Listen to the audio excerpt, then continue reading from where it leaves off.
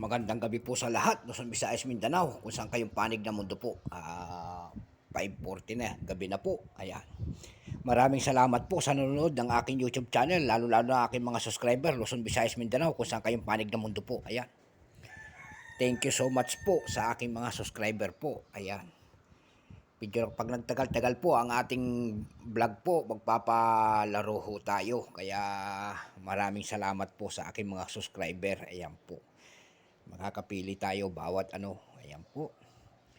Magandang gabi sa lahat ng kolektor, Luzon, Visayas, Mindanao, kung saan kayong panig ng mundo. Doon naman po sa aking mga subscriber, thank you so much po. Ayan. Yung mga hindi pa po nakapag-subscribe, pag gusto nyo po ang ganitong mga topic po, pakipindot naman po ang subscribe button po, and share, and like, para may update po kayo sa mga susunod ko pang mga video po about coins ang ating pinag-uusapan. Andiyan sa ating harapan po. At magandang gabi po sa lahat. Ang pag-uusapan po natin ngayon ay ang word coins. Ayan po sa ating harapan. Maliit pero maliksi. Ayan. Ayan ang ating pag-uusapan. 5 pence ng United Kingdom. Ayan po. Ayan. Magandang gabi po. Ayan. Ayan. Year by year ang ating tinatalakay para maliwanagan tayo doon sa mga presyo ng ating mga coins na mga hawak. Ayan po. Kaya natin ipinapaliwanag dito sa aking YouTube channel po. Ayan. Bago natin simulan ang ating talakayan, kilalanin muna natin ang coins na ito. Issue United Kingdom po. Queen Elizabeth II, 1952 hanggang 2022. Type Standard Circulation Coins po. Ayan. Years 1990 hanggang 1997. Value 5 pence. Currency pound sterling 1971. Up to date po. Composition po copper nickel. May bigat po itong 3.25 grams. May haba pong 18 mm. May kapal po itong 1.7 mm. Shape syempre round. Orientation middle alignment po. Number N-875. Reference number po KM-937-B.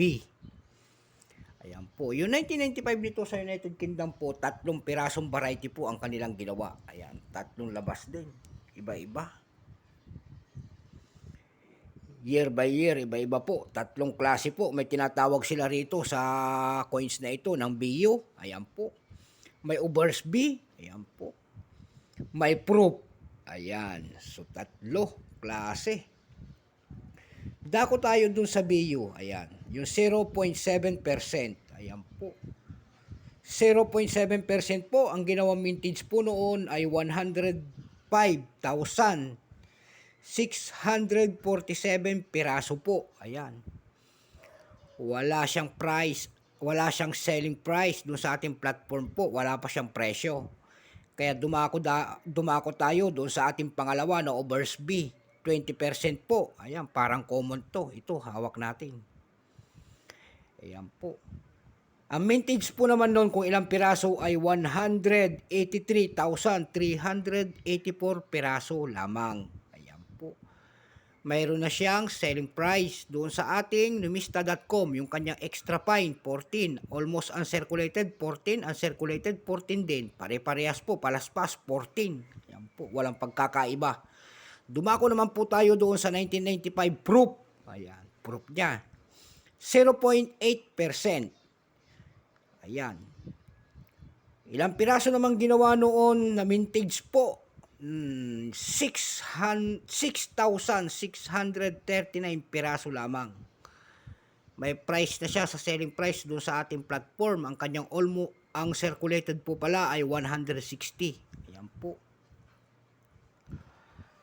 Ayan. Doon sa ating numista.com, nagtingin-tingin tayo ng mga presyo. Ayan po, yung presyo nito kung talagang mayroon na selling price sa mga platform natin. Mayroon naman tayo nakita doon sa ating numista.com po. May nagbebenta na po nito ng $0.99. Doon po sa ebay.com po, mayroon din nagbebenta na $1.79. Ayan. Yung pinakamalaki doon na nagbebenta po ay $24 sa eBay. Doon po sa Carousel PH po, may nagbebenta na nito ng 100 pesos per piece. Ayan po. Naliwanagan sana tayo ang presyo ng 5 pence na ito ng United Kingdom po. Ayan. So natapos na naman po ang ating pakikipagsapalaran sa coins na ito, sa ating vlog na ito. Ayan po, at magandang gabi po sa lahat. Ayan. Lalo-lalo na mga numismatis. Ayan. Kaya may unahin po, boss. Ayan.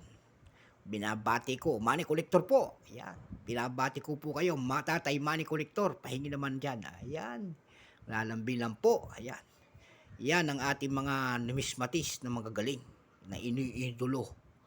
Yan si Tatay Manny Collector, si Christopher Segovia, Abby Reyes. Ayan po. At si Kanimay Onay. Ayan po. So hanggang dito na lamang po. Magandang gabi po sa lahat. Luzon, Visayas, Mindanao. Kung saan kayong panig ng mundo po. Keep safe po sa lahat. Ayan po. Bye-bye.